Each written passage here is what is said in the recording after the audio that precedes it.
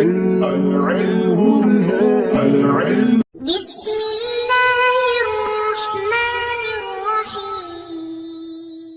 اللهم افتح علينا حکمتک وانشر علينا رحمتک یا ذا الجلال والاکرام۔ تو جی ناظرین، الحمدللہ عز وجل ہدایت النحو کتاب ہماری جاری الساری ہے، اور آج سبق نمبر 30 فصل المفعول معہ انشاءاللہ عز وجل کلیئر کریں گے، اور پھر حسب عادت آخر کے اندر قرآن و حدیث سے کچھ مثالیں سبق کے ریلیٹڈ آپ کے سامنے رکھوں گا۔ تو چونکہ ہم مقصد ثانی مفعول منصوبات کی بحث پڑھ رہے ہیں، تو ان میں سے کچھ ہم نے فصلیں پڑھ لیں، تو آج کی فصل مفعول معہ کے بارے میں ہوگی۔ تو بہت زبردست سبق ہے، بہت زبردست نئی چیزیں سیکھنے کو ملیں گی۔ تو سب سے پہلے اس کی تعریف بیان کرتے ہیں۔ کہتے ہیں المفعول معہ هو ما یذکر بعد واو بمعنی مع لمصاحبۃ معمول الفعل۔ اب یہ تعریف ہے، اور ہو سکے اس کو آپ عربی میں یاد کر لیں۔ تو بہرحال اس کی جو وضاحت ہے وہ سماعت کریں کہ تعریف کیا چیز ہے۔ اس کے اندر دو چیزیں ہیں، ٹھیک ہے، دو چیزیں ان کو آپ نے بس توجہ کے ساتھ سمجھنا ہے۔ تعریف سے سمجھ آ جائے تو بھی ٹھیک، لیکن آگے جو مثالیں جب میں عرض کروں گا اس کے فٹ کروں گا تعریف کے اوپر، تو مزید آپ کو وضاحت ہو جائے گی۔ تو تعریف سماعت کریں۔ کہتے ہیں مفعول معہ، ہوا سے مراد یہی مفعول معہ، یعنی مفعول معہ ما یذکر بعد واو بمعنی مع۔ کہتے ہیں مفعول معہ وہ اسم ہے جس کو ذکر کیا جائے واو بمعنی مع کے بعد۔ یعنی آپ کے پاس ایک جملہ ہوگا، جیسے آگے مثال آ رہی ہے کہ جاء البرد والجبات۔ ایک جملہ جو ہوگا تو جس کے اندر آپ اس کو بنا رہے ہوں گے مثال مفعول معہ کی، تو وہاں پر دو چیزیں ضروری ہوں گی۔ کہتے ہیں ایک تو یہ ہے کہ وہاں پر واو ہوگی، لیکن وہ واو عاطفہ یا واو قسمیہ وغیرہ جو قسمیں آپ نے پڑھی ان میں سے کوئی قسم نہیں ہوگی، بلکہ کیا ہوگی، واو تو ہوگی لیکن وہ مع کے معنی میں ہوگی، یعنی اس کے اندر معیت اور یہ اس معنی والا جو اس کے اندر اگر خاصا پایا جا رہا ہوگا تو وہ مراد ہوگی۔ واو بمعنی مع ہو، ٹھیک ہے، اس کے بعد جو اسم ہوگا نا وہ مفعول معہ ہوگا۔ سمجھ آ گئی کہ ہوا ما یذکر بعد واو بمعنی مع، یعنی مفعول معہ وہ اسم ہے کہ جس کو واو بمعنی مع کے بعد ذکر کیا جائے، ٹھیک ہے، یہ ایک چیز ہوگی تعریف کی۔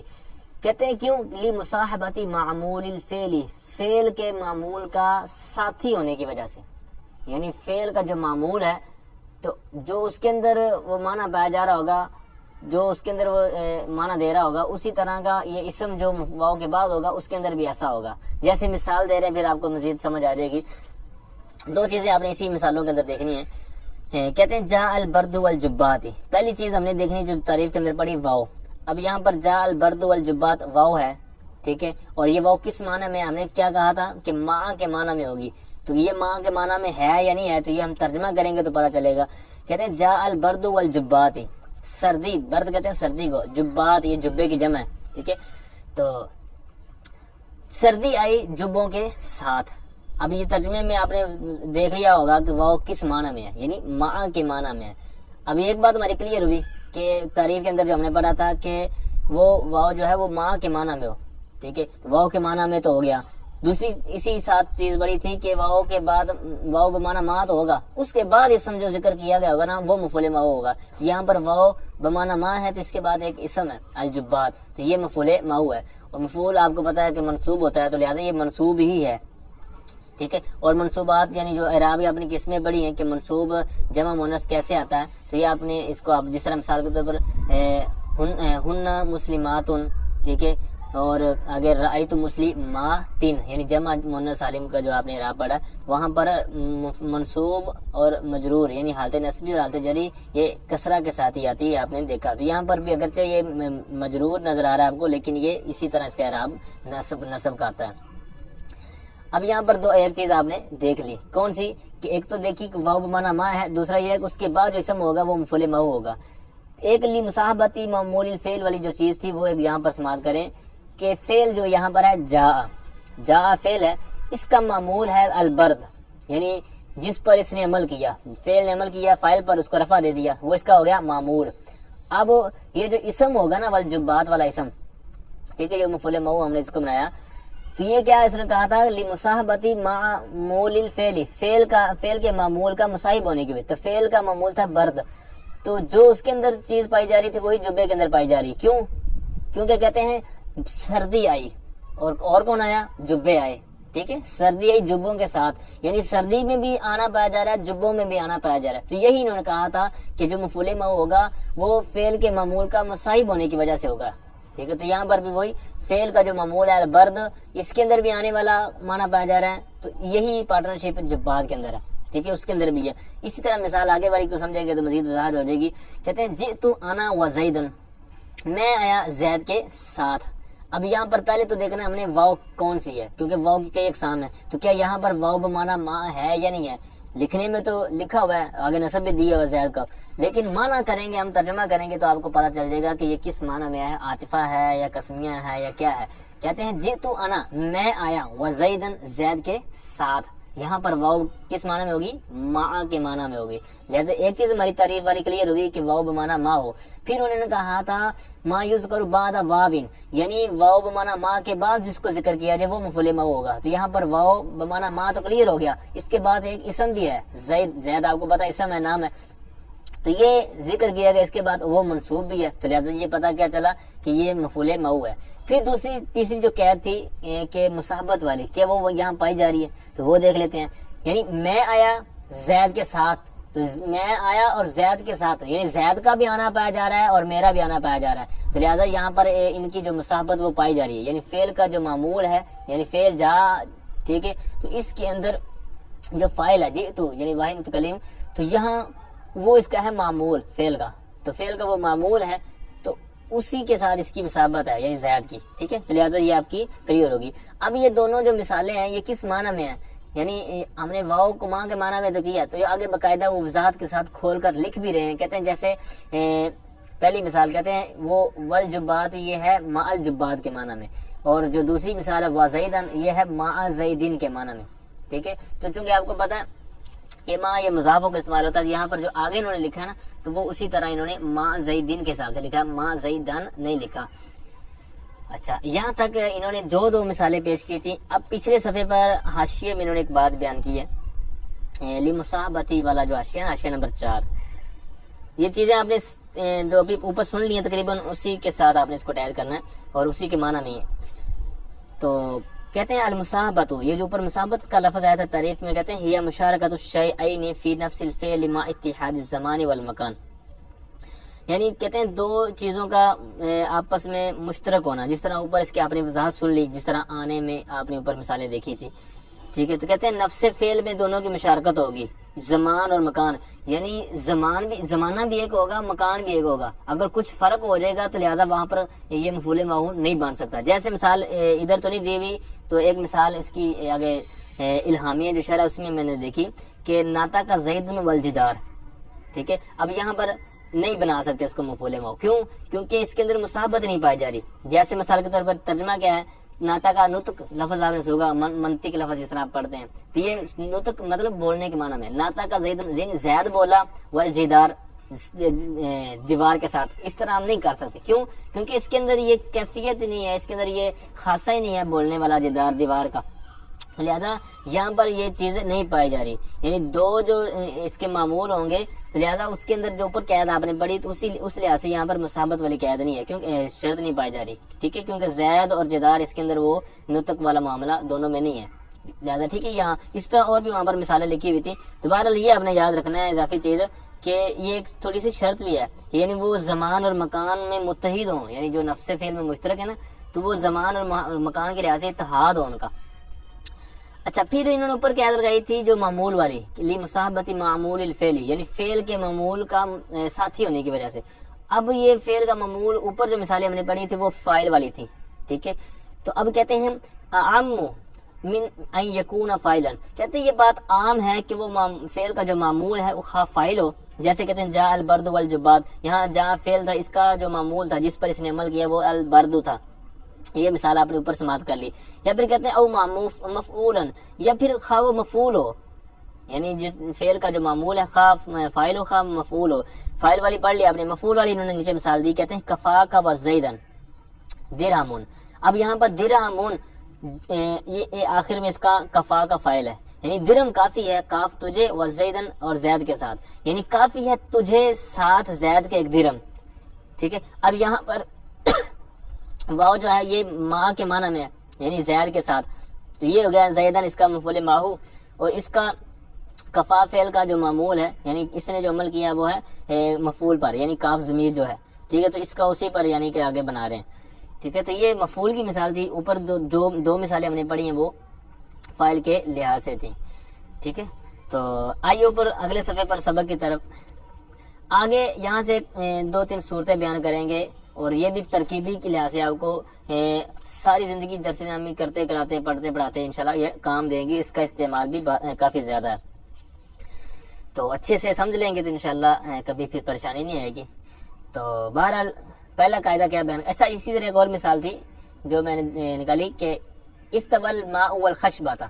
ٹھیک ہے, اس ماء کہتے ہیں پانی کو, استوا باب افتعال سے سین واو یا, تو یعنی اس کا معنی ہے برابری. تو استول ماء پانی برابر ہو گیا, والخشبہ تھا یہاں پر واو بمانا ماء اور اس نے آگے نصب دے دیا الخشبہ تھا, پانی برابر ہو گیا لکڑی کے ساتھ, پانی برابر ہو گیا لکڑی کے ساتھ. تو یہاں پر بھی اسی طرح آپ دیکھ سکتے ہیں کہ برابری ہونے میں یہ مسابت پائی جا رہی ہے, یعنی پانی بھی برابر ہو گیا اور خشبہ لکڑی کے ساتھ, یعنی لکڑی اور ماء یعنی اس کے اندر برابری والا وہ جو مسابت ہے وہ پائی جا رہی ہے. اسی طرح واو والی قید بھی ہے کہ واو کس معنی میں وہ بھی ہے, خشبہ وہ جو اسم ہے اس کو منصوب بھی اس نے کیا.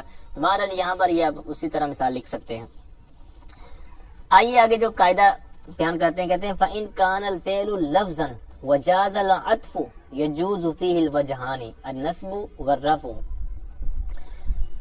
تو فرماتے ہیں کہ اگر فعل لفظاً ہو وجاز العطف اور عطف جائز ہو, یعنی عطف سے کوئی رکاوٹ نہ ہو, کوئی معنی نہ ہو, کوئی مکروہ حرام ناجائز والی کوئی صورت نہ ہو, یعنی جس طرح عطف کا سبق ہم جب پڑھیں گے تو وہاں پر اس کی صورتیں ہیں کہ عطف کب کر سکتے ہیں کب نہیں کر سکتے. یہاں پر بھی ایک صورت بیان کر رہے ہیں. تو کہتے ہیں جب تو اگر کہتے ہیں فعل لفظاً ہو, یعنی فعل سے فعل ناصب یعنی جو نصب دے رہا ہے, فعل لفظاً ہو اور عطف بھی جائز ہو, تو پھر 2 صورتیں جائز ہیں. ٹھیک ہے, ایک صورت تو وہی ہے نا کہ اگر عطف نہ بھی ہوتا تو وہ پیچھے والی صورت رہتی, یعنی اس کو نصب دینے دینا تھا. اور اگر عطف والی صورت آ گئی ہے تو کہتے ہیں پھر دوسری صورت یہ ہو جائے گی کہ رفع بھی دے دے گا. ٹھیک ہے, یعنی یہاں پر بھی لفظ و نشر مطلب کے طور پر اگر نصب اور رفع کو انہوں نے دیا, یعنی الفعل لفظا اس کے طور پر لے لیا نصب کو, جائز العطف کے طور پر لے لیا اگر رفع, جس طرح پچھلے سبق میں غالباً میں نے عرض کیا تھا لفظ و نشر مطلب کے بارے میں. پھر ایک اور میں نے وہاں پر قاعدہ بیان کیا تھا کہ پہلے اجمال آ جائے پھر اس کی تفصیل آ جائے تو وہاں 3 ترکیبیں کر سکتے ہیں. تو یہ آپ نے خود کرنا ہے, اب میں اشارہ کر رہا ہوں کہ یہاں الوجہان مجمل چیز تھی کہ 2 وجہ, پھر آگے دونوں وجہوں کو تفصیل کے ساتھ لکھ دیا ہے نصب اور رفع. تو یہاں پر بھی وہی 3 ترکیبیں جو پچھلے سبق میں نے عرض کیا تھا یہاں پر آپ ان کو کر سکتے ہیں. ٹھیک ہے, تو اب یہ قاعدہ دوبارہ سماعت کریں. کہتے ہیں تو اگر فعل یعنی فعل ناصب لفظاً ہو اور عطف بھی جائز ہو, یعنی معنی نہ ہو کوئی, تو پھر اس صورت میں 2 صورتیں جائز ہیں. ٹھیک ہے, نصب بھی دے سکتے ہیں یعنی اس اسم کو واو کے بعد جو ہو رہا ہے, ٹھیک ہے, واو بمانا ماں کے بعد جو ہوگا اس کو نصب بھی دے سکتے ہیں, رفع بھی دے سکتے ہیں. جیسے مثال دے رہے ہیں, کہتے ہیں جئت انا وزیدن. اب یہاں پر جئت انا میں آیا زید کے ساتھ, یہاں پر یہ تو مثال بالکل ٹھیک ہوگی جو ہم مفعول ماہو کی بحث پڑھ رہے ہیں. اب چونکہ آپ نے قاعدہ پڑھا ہوا ہے پہلے بھی, تو جس طرح میرے خیال میں مرفوعات کی بحث میں اس کو ہم نے کیا تھا کہ ضمیر مرفوع متصل, ٹھیک ہے, اس پر جب اس کی تاکید لے آئے نا منفصل, جس طرح مرجئت اس کے ساتھ جو تو ضمیر آپ دیکھ رہے ہیں یہ مرفوع متصل ہے, اور ٹھیک ہے متصل فعل کے ساتھ ملی ہوئی ہے, اور آگے انا ضمیر یہ بھی مرفوع ہے لیکن یہ منفصل ہے, یہ متصل نہیں ہے. ٹھیک ہے, اپنے فعل سے الگ ہے. تو جب اس کی ضمیر مرفوع متصل کی تاکید لے آئے نا منفصل کے ساتھ, تو لہٰذا کہتے ہیں وہاں پر جب تاکید جب لے آئے تو وہاں پر عطف جائز ہو جاتا ہے. اگر مثال کے طور پر یہ نہ لاتے, جیسے اگلے قاعدے میں ایک بات آ رہی ہے, تو پھر یہ جائز نہیں تھا تب, لیکن یہاں جو کہ تاکید لے آئے ہیں تو لہٰذا یہاں پر اس کی آگے اس پہ عطف کر سکتے ہیں. جیسے جئت انا وزیدن, یہاں تک تو ہو گیا مفعول ماہو وزیدن, ٹھیک ہے, لیکن اس پر چونکہ تاکید لے آئے ہیں مرفوع متصل کی منفصل کے ساتھ, تو لہٰذا اس کا عطف بھی کر سکتے ہیں, یعنی جئت انا وزیدن بھی پڑھ سکتے ہیں, یعنی اس کا اس پر عطف بھی کر سکتے ہیں. تو یہی انہوں نے بیان کیا کہ اگر فعل لفظاً ہو اور عطف جائز ہو, یہاں جیسے کہ یہاں پر تاکید لائیں تو لہٰذا عطف کرنا جائز ہو گیا. اگر انا نہ ہوتا تو یہ جائز نہیں ہونا تھا, جیسے کہ آگے آ رہی ہے. تو لہٰذا یہاں پر 2 صورتیں ہو جائے گی, زیدن بھی پڑھ سکتے ہیں اور زیدن بھی پڑھ سکتے ہیں. زیدن پڑھیں گے تو وہی صورت ہوگی کہ یہاں پر اس کو ہم مفعول ماہو بنا رہے ہیں. ٹھیک ہے, پھر وہی جو تعریف کے اندر ہمیں اس کی تطبیق کی تھی، یعنی یہ کہہ رہے ہیں کہ اوپر فٹ کیا تھا مثالوں کے اوپر تعریف کو، تو یہاں پہ آپ ان کو کر سکتے ہیں۔ پھر اگر عطف چونکہ جائز ہے منفصل کے ساتھ وجہ سے، تو لہٰذا یہاں پر زید دن بھی پڑھ سکتے ہیں، یعنی میں آیا اور زید آیا، پھر معنی بدل جائے گا۔ اب اس کا اوپر دو صورتیں تھی کہ فعل لفظاً ہو اور عطف جائز ہو۔ اب کہتے ہیں وَإِن لَمْ يَجُوزِ الْعَطْفُ تَعَيَّنَ النَّصْبُ، کہتے ہیں اگر عطف جائز نہ ہو تو پھر کیا ہوگا، کہتے ہیں نصب متعین ہو جائے گا، نصب جو ہے متعین، یعنی زبر دینا متعین ہو جائے گا۔ جیسے کہتے ہیں جئتو وزیدن، یعنی وہی صورت جو پیچھے آپ نے سمجھ لیا کہ جئتو کی تقید جو ہے منفصل کے ساتھ نہیں آئی، تو لہٰذا یہاں پر یہ جائز ہی نہیں ہے کہ آپ اس پر عطف کریں۔ عطف تب کر سکتے تھے کہ جب آپ اس کے ضمیر منفصل لے آئیں، ٹھیک ہے، تو لہٰذا چونکہ تقید نہیں ہے تو لہٰذا اب اس کے ساتھ عطف والی صورت نہیں ہوگی، لہٰذا نصب یعنی جو مفعول ماہو کی بحث پڑھ رہے ہیں تو وہی اس کے اندر کلیئر ہوگی اور کوئی صورت داخل نہیں ہوگی، ٹھیک ہے۔ تو امید کرتا ہوں یہ بھی بات آپ کو کلیئر ہوگی۔ تو اب یہاں پر تھوڑی سی آپ نے بات سمجھنی ہے کہ ولم یجوز، جازا یجوز، ٹھیک ہے، جائز لفظ آپ نے سنا ہوگا نا، تو جیم و زا اس کا مادہ ہے جازا یجوز۔ اب یہاں سے یہ یجوز تھا تو لم آیا تو پھر جو حرف علت تھا وہ گر گیا تو لم یجوز ہو گیا۔ پھر چونکہ العطف آگے جو ہے تو یہ جز ساکن تھا لم یجوز، تو آگے ملانے کے لیے آپ کو پتا ہے قاعدہ ہے، اسی ہدایت النحو کے آخر میں ایک متن کے اندر سبق لفظ قاعدہ آئے گا کہ الساکن اذا حرک بالکسر، تو کہتے ہیں کہ جب ساکن کو حرکت دی جاتی ہے نا، الساکن اذا حرک بالکسر، یعنی ساکن حرف ہو اس کو جب حرکت دی جاتی ہے تو حرکت کون سی دی جاتی ہے، کسرہ۔ یہاں پر بھی یجوز ساکن تھا مطلب، تو پھر آگے اس کو ملانے کے لیے کسرہ دیا، ٹھیک ہے، تو یہ ایک قاعدہ ہے۔ تو یہاں پر اسی وجہ سے لم یجوز ذل عطف پڑا، ٹھیک ہے، یہ بھی بہت زیادہ استعمال ہوتا ہے۔ اچھا یہ بات کلیئر ہوئی۔ ماتن کا نزدیک کیا تھا کہ عطف آپ نے نہیں کیا نا، تقید نہیں لے کے آئے تو پھر عطف نہیں کر سکتے، پھر وہ نصب ہی متعین ہوگا۔ یہ تھا ماتن کے نزدیک، جن کی یہ کتاب ہے صاحب ہدایہ، ان کے نزدیک۔ لیکن اب اسی کے حاشیہ نمبر 2 میں انہوں نے ایک بات بیان کی ہے، کہتے ہیں وہاذا عند المصنف، یہ جو اوپر بات آپ نے سماعت کر لی، کہتے ہیں یہ مصنف کے نزدیک ہے۔ اما عند الجمہور فالنصب على انه مفعول معه مختار وليس بواجب، کہتے ہیں جو جمہور ہیں، ٹھیک ہے، جو جمہور ہیں ان کے نزدیک کیا کہتے ہیں، ان کے نزدیک یہ مفعول ماہو بنانا مختار ہے، یعنی ماتن کے نزدیک، یعنی جو کتاب کے مسئلہ آپ نے پڑھا وہ ان کے نزدیک یہ ہے کہ یہی کر سکتے ہیں اور کوئی نہیں کر سکتے۔ لیکن یہ جو جمہور ہیں، یعنی دیگر جو نحات ہیں، نحوی حضرات ہیں، وہ کہتے ہیں کہ مفعول ماہو اگر آپ بناتے ہیں تو یہ بہتر ہے، آپ بنا لیں بہتر ہے، لیکن واجب نہیں ہے کہ صرف آپ یہی بنا سکتے ہیں، ولیس بواجب، یہی بنانا واجب نہیں ہے، ٹھیک ہے۔ اب ان کے نزدیک یہ کیوں انہوں نے بنایا، کیونکہ ان کا کہتا ہے، کیونکہ ان کا موقف کیا کہتا ہے، لأن العطف على الضمیر المرفوع المتصل بلا تأکیدہ بالمنفصل جائز، یعنی یہ کہتے ہیں کہ اگر آپ جئتو انا، یعنی ساتھ میں انا نہیں بھی لاتے نا تأکید منفصل کے ساتھ، کہتے ہیں اس طرح بھی جائز عطف کرنا، لیکن کہتے ہیں علاقو بے، لیکن یہ کبھی بات ہے، لیکن نہیں، یعنی ناپسندیدہ ہے، ولیس بممتنع، یہ ممتنع بات نہیں ہے، یعنی منفصل کے ساتھ آپ تأکید نہیں بھی لے کے آئے تو اس طرح آپ کر سکتے ہیں، ٹھیک ہے، تو لہٰذا یہ کر سکتے ہیں۔ یہاں پر یہ یا لکھا ہو نا آخر میں حاشیے کے، یہ اس کا مطلب ہے درایت النحو، یہ اشارہ ہے کتاب کی طرف، تو یہ بھی ہدایت النحو کی ایک عربی شرح ہے، تو اس کے اندر یہ بات، یہ قاعدہ وہاں پر موجود ہے اور یہ اختلاف۔ تو بہرحال یہ ایک بات تھی جو اسی کے تحت انہوں نے نیچے بیان کی ہوئی ہے، بڑی اس کی تفصیل پھر آگے کافیہ وغیرہ میں آپ پڑھیں گے۔ آگے آئیے ایک اور قاعدہ۔ اب یہاں پیچھے بات تھی فعل لفظی، یعنی لفظوں میں فعل وہاں موجود ہوگا، فعل ناصب، لیکن اب یہاں بات چینج کر رہے ہیں، فعل لفظوں میں نہیں ہوگا بلکہ وہاں چھپا ہوا ہوگا، یعنی معنوی طور پر ہوگا، تو پھر کیا کریں گے؟ تو کہتے ہیں وَإِن كَانَ الْفِعْلُ مَعْنًا وَجَازَ الْعَطْفُ تَعَيَّنَ الْعَطْفُ۔ اب بالکل اسی طرح کی صورت ہے، لیکن کچھ انہوں نے لفظ آگے پیچھے کیے ہیں۔ کہتے ہیں اگر فعل مانوی ہو، ٹھیک ہے، فعل مانوی یعنی لفظاً نہ ہو، فعل مانوی ہو، اور کیا ہو، کہتے ہیں وجاز العطف، اور عطف جائز ہو، تو پھر کیا ہوگا؟ کہتے ہیں تعین العطف، تو عطف بھی متعین ہوگا۔ اس کی وجہ کیا، وہ بعد میں عرض کرتا ہوں، پہلے مثال دیکھیں۔ کہتے ہیں مال زید و عمر، اب یہاں پر مال زید و عمر میں پہلے تو ہم نے دیکھنا ہے کہ یہ قاعدہ جو ہم نے پڑھا وہ یہاں پر کیا کیا چیزیں تھیں۔ پہلے انہوں نے کہا تھا وَإِن كَانَ الْفِعْلُ مَعْنًا، کہ اگر فعل مانا ہو، مانوی ہو، یہاں پر لفظی طور پر ہمیں فعل نظر نہیں آ رہا، مانوی طور پر ہے، وہ کیا ہے؟ تو تو اس کی عبارت اس سبق کے آخری جو عبارت ہے نا وہاں پر اس کو انہوں نے بیان کیا ہے کہ وہ کیا ہے، لہذا وہ میں ابھی آپ کو عرض کرتا ہوں. یعنی ما لزید و عمر، یہ کس معنی میں؟ یہ اس معنی میں، یعنی ما یصنع زید و عمر، ما یصنع زید و عمر، یہ اس معنی میں عبارت ہے. تو لہذا یہ جو فعل ہے یہاں پر یہ مانوی طور پر ہے. مانوی طور پر کیسے پتہ چلا یہ میں بعد میں اسی سبق کے آخر میں وہ عبارت انہوں نے دی ہوئی ہے.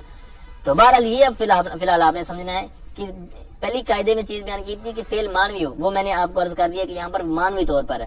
دوسرا تھا کہ عطف جائز ہو، لہذا عطف کرنا بھی یہاں پر جائز ہے، یعنی ما لزید و عمر، یعنی اسی پر ہم نے اس کو عطف کر دیا تو لہذا یہ جائز ہے. تو اب یہ دو صورتیں ہیں، پھر کریں گے کس کو؟ کہتے ہیں تعین العطف، یعنی عطف ہی متعین ہوگا، یعنی آپ اور کوئی نہیں بنا سکتے. یعنی عطف اور نصب، یعنی دو صورتیں ہو سکتی تھی جس طرح اوپر والی میں، یہاں پر دو صورتیں نہیں ہیں. کہتے ہیں یہاں پر صرف عطف والی، یعنی جو پیچھے والا کا اعراب ہوگا وہی آگے والا. تو پیچھے والا کا تھا لزیدن، لام کی وجہ سے مجرور تھا، تو لہذا وہ امری نہیں پڑھیں گے، امرن نہیں پڑھیں گے، ٹھیک ہے، کیونکہ صورت ہی ایک جائز ہے عطف والی، تو لہذا وہی متعین ہوگی. اب یہاں پر وجہ کیا ہے، عطف کیوں متعین ہوگا؟ تو اس کے لیے آپ نے تین چیزیں کم از کم یاد رکھنی ہیں کہ لام یہ عامل ہے، ٹھیک ہے، حرف جار عامل ہے اور یہ آگے مجرور دے رہا ہے. لام حرف جار یہ ہے لفظوں میں موجود ہے، لفظوں میں موجود ہے. دوسری طرف ہے مانوی، فعل جو تھا وہ مانوی تھا، اور یہاں پر لام جارا کیا ہے لفظوں، یہ لفظوں میں ہے. دوسرا یہ ہے کہ یہ جو عامل ہے لفظوں میں یہ ہے بھی قوی، جو مانوی ہے وہ ہے ضعیف. تیسری صورت یہ ہے کہ یہ ظاہر ہے، یعنی سامنے نظر آ رہا ہے لام، اور دوسرا جو فعل مانوی ہے وہ محذوف ہے، ٹھیک ہے، وہ موجود نہیں ہے. تو لہٰذا یہ تین چیزیں ہیں، قوی ہے لام، ٹھیک ہے، ظاہر بھی ہے، دوسرا یہ ہے کہ موجود ہے، ٹھیک ہے.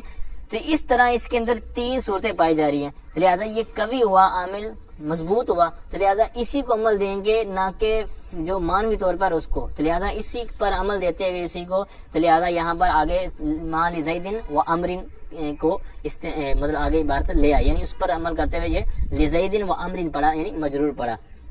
امید کرتا ہوں یہ بات آپ کو سمجھ آ گئی ہوگی کہ یہاں پر جو عطف کو متعین کیوں کیا. تو یہی وجہ کہ جو میں نے عرض کیا کہ لام یہ ظاہری طور پر نظر آ رہا ہے، ٹھیک ہے، یعنی حرف جار جو آگے عمل دے رہا ہے، تو یہ ظاہری طور پر ہے، تو قوی بھی ہے، ٹھیک ہے، اور خلاف کہتے ہیں ظاہر بھی ہے. لہذا اس کی بنسبت جو فعل مانوی ہے تو اس کے اندر بالکل یہ تینوں چیزیں مخفی ہیں.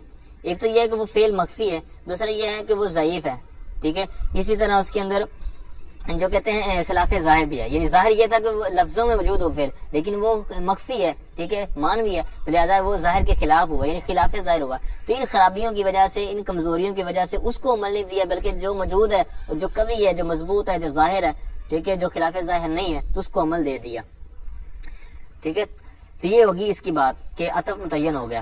اب اسی قاعدے کو تھوڑا سا آگے چینج کر رہے ہیں، کہتے ہیں وَإِن لَمْ يَجُزِ الْعَطْفُ تَعَيَّنَ النَّصْبُ، کہتے ہیں اگر عطف جائز نہ ہو، پیچھے تو عطف جائز ہو تو وہی متعین ہو جائے گا. پھر اس کی تین صورتیں میں نے بیان کر دی. اب کہہ رہے ہیں کہ اگر عطف جائز نہ ہو، عطف جائز نہ ہو تو پھر کیا مطلب؟ تو کہتے ہیں کہ پھر عطف نصب متعین ہو جائے گا. جیسے مثال دے رہے ہیں، کہتے ہیں ما لکا و زیدن. اب یہاں پر زیدن، اب یہاں پر عطف جائز کیوں نہیں ہے؟ وہ وجہ بالکل اوپر والی جہاں پر تھا نا جئتو انا، کہ وہاں پر منفصل نہیں لائے تھے، یعنی تقید نہیں لائے تھے میرے منفصل کے ساتھ. یہاں پر بھی اسی طرح کا ایک قاعدہ ہے، کہتے ہیں ما لکا و زیدن. یہاں پر کاف جو ضمیر ہے ما لکا، یہ کاف ضمیر ہے مجرور متصل، یعنی یہاں پر لام حرف جار کے ساتھ یہ ملی ہوئی ہے، تو یہی آپ نے مجرور متصل کی تعریف پڑھی ہے. تو یہاں پر مجرور متصل ہے، اور مجرور متصل اس کے ساتھ آگے ہے واو. اگر اس کو عطفہ مراد لیں تو پھر آگے جو زیدن ہے اس پہ بھی لام ہونا چاہیے تھا، یعنی یہ چونکہ لام کے بغیر ہے، حرف جار کا اعادہ ہونا چاہیے تھا، یعنی جو جار ہے اس کا اعادہ ہونا چاہیے تھا. تو اب یہاں پر اعادہ نہیں ہے، یعنی یہاں پر زید کے اوپر لام یا مضاف نہیں ہے، تو لہٰذا نہیں ہے، تو لہٰذا اس خرابی کی وجہ سے عطف جائز نہیں ہے. کیونکہ قاعدہ انہوں نے حاشیے میں نیچے بیان کیا ہوا ہے، کہتے ہیں لأن العطف على الضمیر المجرور بالحرف بلا اعادۃ الجار ممتنع فی کلامہ، یعنی نحات کے نہا جار جو یعنی جر دینے والا، خواہ وہ مضاف ہو یا جار ہو، کیونکہ مضاف بھی آگے مضاف والے کو جر دیتا ہے، یا حرف جار ہو تو وہ مجرور آگے والے کو جر دیتا ہے. کہتے ہیں اس لیے کہ جو عطف ہے ضمیر مجرور پر حرف بالحرف حرف کے ذریعے کہتے ہیں بغیر اعادہ جار کے یہ ممتنع ہے. تو لہٰذا یہاں پر اگر آپ نے کاف مجرور پر اس کا عطف کرنا تھا تو یہاں پر لام پر بھی ہونا چاہیے تو اس کا اعادہ، لیکن چونکہ اعادہ نہیں ہے تو لہٰذا کیا ہوا لم یجوز العطف، عطف جائز نہ ہوا. تو اب کیا ہوگا، تو پھر جناب نصب ہی پڑھیں گے، یعنی مفعول ماہو کے طور پر ہی لیں گے. اب یہاں پر بھی فعل مانوی ہے، وہ کیا ہے، تو یہ جو ما لکا و زیدن ہے تو یہ بنے گا عبارت ما تصنع و زیدن، چونکہ یہاں پر لاکا ہے تو اسی کے حساب سے خطاب کا صیغہ نکالیں گے. پیچھے تھا لزید و امر، تو چونکہ نام جو ہوتے ہیں وہ غائب کے یعنی اسمان ہوتے ہیں، یہ منزلہ غائب کے ہوتے ہیں، لہٰذا وہاں پر ما یصنع زید و امر کہا تھا، یہاں پر ما تصنع و زیدن یہ اس معنی میں عبارت ہوگی. ٹھیک ہے. اچھا تو وہ کیا تھا آپ نے یاد رکھنا ہے کہ جو نیچے بھی حاشیے میں بیان کیا نا کہ ضمیر مجرور پر عطف بغیر اعادہ جار جائز نہیں ہوتا، تو لہذا اسی خرابی کی وجہ سے یہاں پر عطف جائز نہیں ہے، لہذا نصب متعین ہو گیا. ٹھیک ہے. آگے آئیے کہتے ہیں کہ اس کی مثال اور بڑھا رہے ہیں، کہتے ہیں وما شانک و امرن، جس طرح میں نے پہلے عرض کی نا کہ جار یہ حرف جار بھی ہوتا ہے، یعنی کثرت جار دینے والا، اور جار جو ہے وہ مضاف بھی ہوتا ہے. تو لہذا یہاں پر شانو کا کاف ضمیر مجرور ہے لیکن یہ مضاف الیہ ہے. ٹھیک ہے. شان مضاف ہے، تو کیا کہتے ہیں وما شانو کا و امرن، یہاں پر امرن کیونکہ امر کے پیچھے مضاف کا تکرار نہیں ہے، جس طرح پیچھے کہا تھا نا اعادہ نہیں ہے جار کا، یہاں پر بھی اس کا اعادہ نہیں ہے، لہذا امرن یہ نصب متعین ہو گیا. ٹھیک ہے. کیونکہ اگر ہم اس کا عطف اسی پر کریں گے تو جو مقصود ہے وہ ہمارا فوت ہو جائے گا. کیونکہ مقصود کیا تھا، مقصود سوال کرنا تھا عام کا حال کیا ہے مثال کے طور پر، اور امر کا حال کیا ہے. تو اگر ہم مضاف نہیں نکالیں گے تو پھر ترجمہ ایک کا اور ہو رہا ہوگا، ایک دوسرے کا اور ہو، یعنی ہوگا آپ کا کیا حال ہے اور زید کیسا ہے، زید کے ساتھ، یعنی آپ کا کیا حال ہے زید کے ساتھ، تو یہ خرابی لازم آئے گی. تو وہ اگر اعادہ کرتے تو پھر ترجمہ بالکل زبردست بننا تھا، لہذا یہ خرابی ہے. تو لہذا پتہ کیا چلا کہ جار خواہ وہ حرف جار ہو خواہ مضاف ہو تو اس کا اعادہ ضروری ہے، نہیں ہوگا تو پھر نصب متعین ہو جائے گا. اب یہاں تک بات کلیئر ہوگی. ٹھیک ہے. مثالوں کے ساتھ اب وہ جو میں نے عرض کیا تھا نا کہ یہ ان کے درمیان یہ جو مثالیں نکالی تو یہ کیسے ہیں. ٹھیک ہے. مطلب جس طرح میں نے ما لزید و عمر کا کہا کہ ما یصنع زیدن کے معنی میں ہے و عمر، اسی طرح وما لک و زیدن یہ ما تصنع و زیدن کے معنی میں ہے. اسی طرح ما شانو کا و عمرن یہ کس معنی میں، یعنی ما تصنع و عمرن یہ اس معنی میں ہے. تو یہ کیسے میں پتہ چلا، کہتے ہیں لأن المعنى ما تصنع، کہتے ہیں اس لیے کہ یہ جو مثالیں ہیں یہ مانوی طور پر ما تصنع کے معنی میں ہے. ٹھیک ہے. اب یہ بھی کیسے پتہ چلا، تو یہ جو اس کی شرح الہامیہ ہے تو وہاں پر انہوں نے بیان کیا کہ جو یہ جو ہوتا ہے نا استفہام، یعنی جہاں پر بھی استفہام ہوتا ہے تو عموماً یہ کہتے ہیں کہ وہاں پر فعل کے متعلق سوال ہوتا ہے. ٹھیک ہے. یعنی استفہام اکثر فعل کا ہوتا ہے، فعل کے متعلق، تو لہٰذا یہاں پر استفہام سے سارے، تو لہٰذا وہاں پر فعل ہم نے نکال لیا. ٹھیک ہے.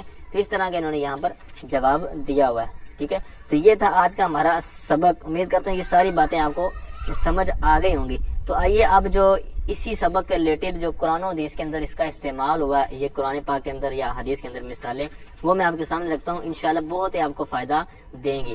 تو میں انشاءاللہ ساتھ میں آیات اور احادیث وغیرہ بھی بیان کروں گا، مطلب ان کا نمبر وغیرہ بھی، تاکہ آپ کو اگر سرچ کرنا چاہیں تو آپ کر سکیں. سب سے پہلے ہے مفعول ماہو کی. تو اس کے اندر آپ کو قرآن پاک کی آیت ملے گی، سورہ یونس آیت نمبر 71 ہے. فَأَجْمِعُوا أَمْرَكُمْ وَشُرَكَاءَكُمْ. اب یہ آیت ہے، اس میں اجمعوا یہ فعل فاعل ہو جائے گا، واو جو ہے وہاں پر یہ بمعنی ما ہے، اور جو شرکاءکم تو یہ مفعول ماہو ہے. اس طرح احشروا الذین ظلموا وازواجہم، یہاں پر بھی بالکل اسی طرح احشروا فعل فاعل ہو جائے گا، آگے جو آخر میں واو ہے، واو بمعنی ما ازواجہم یہ اس کا مفعول ماہو ہو جائے گا. اس طرح آگے آیت نمبر 115 سورہ صافات کی وہاں پر ہے وَنَجَّيْنَاهُمَا وَقَوْمَهُمَا مِنَ الْكَرْبِ الْعَظِيمِ. اب یہاں پر وَقَوْمَهُمَا یہاں پر یہ واو بمعنی ما اور قومہما یہ مفعول ماہو ہو جائے گا. نجیناہما یہ پیچھے فعل فاعل مفعول. اچھا پھر آگے بخاری شریف 3755 نمبر ایک حدیث مبارکہ ہے.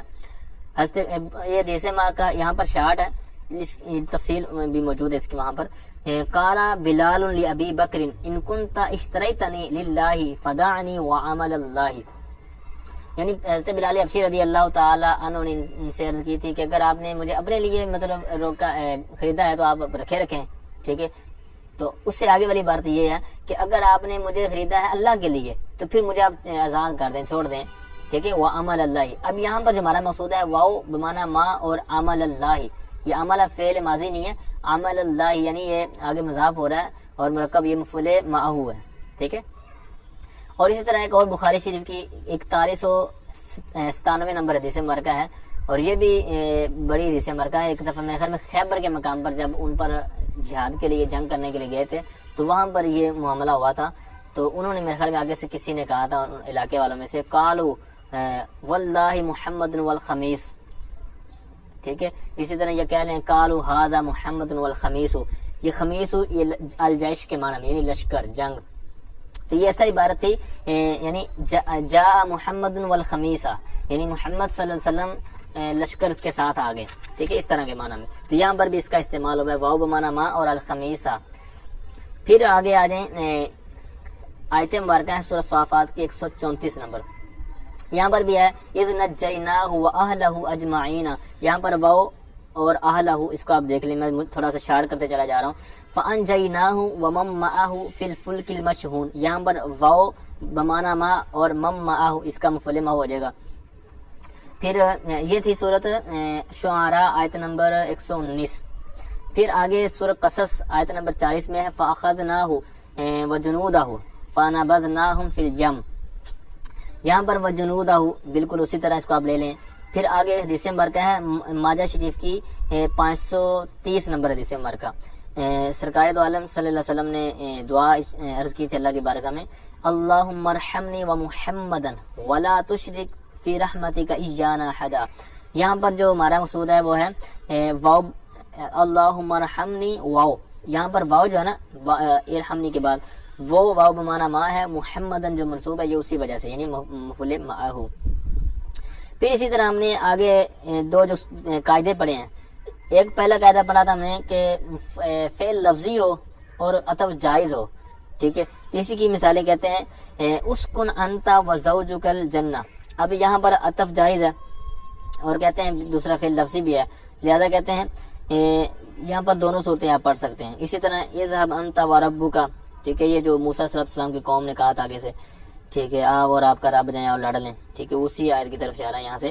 تو یہاں پر بھی دونوں صورتیں جائز ہیں، ٹھیک ہے، وہ قاعدہ پایا جا رہا ہے یعنی لفظی ہے اور عطف جائز ہے، ٹھیک ہے. پہلی جو مثال تھی نا یہ سورہ بقرہ کی آیت نمبر 35 تھی. اچھا ھذا یوم الفصل جمعناکم والاولین، یہاں سورہ مرسلات آیت نمبر 38 ہے. تو یہاں پر بھی دو صورتیں یعنی یہاں پر والاولین یہاں پر دونوں صورتیں پائی جانی ہیں. ما لک وھذہ النوم، اب یہ جو مثال دے رہا ہوں نا تو یہ حدیث پاک ہے اور مستدرک للحاکم، ٹھیک ہے، مستدرک صحیح ہیں. تو ما لک وھذہ النوم، یہاں پر نومتا پڑھیں گے، کیوں؟ یہاں پر ایک تو یہ ہے کہ یہاں پر فعل مانوی ہے، دوسرا یہ ہے کہ عطف جائز نہیں ہے، ٹھیک ہے. اسی طرح ایاکم والمجالس فی الصعودات والمجالس، ٹھیک ہے، یہاں پر بھی اسی طرح کہ صرف نصب ہی ہوگا. وجہ کیا ہے کہ یہاں پر فعل مانوی ہے، دوسرا یہ کہ عطف جائز نہیں ہے. پھر اسی طرح حضرت ام سلمہ رضی اللہ تعالی عنہا یہ فرماتی ہے کہ جب ان سے سوال کیا گیا حین سئل عن قراءتہ علیہ السلام، یعنی سرکار کی قراءت کے بارے میں سوال کیا گیا تو آپ نے آگے سے تعجب کرتے ہوئے ان سے فرمایا ما لکم وصلاتہ، ٹھیک ہے. تو یہاں پر صلاتہ یہ بھی یہاں پر نصب ہوگا فقط. تو یہاں پر بھی وہی دو صورتیں کہ مانوی طور پر ہے اور عطف جائز نہیں ہے، ٹھیک ہے. تو یہ بھی حدیث مبارکہ ہے، تو یہ کسی سیرت کی کتاب کے اندر موجود آپ کو مل جائے گی، ٹھیک ہے. تو جی ناظرین یہ تھا آج کا ہمارا سبق. اللہ تعالیٰ سے دعا ہے کہ جو کچھ سنا سیکھا سمجھا اس کو صحیح طور پر سمجھ کر آگے پھیلانے کی توفیق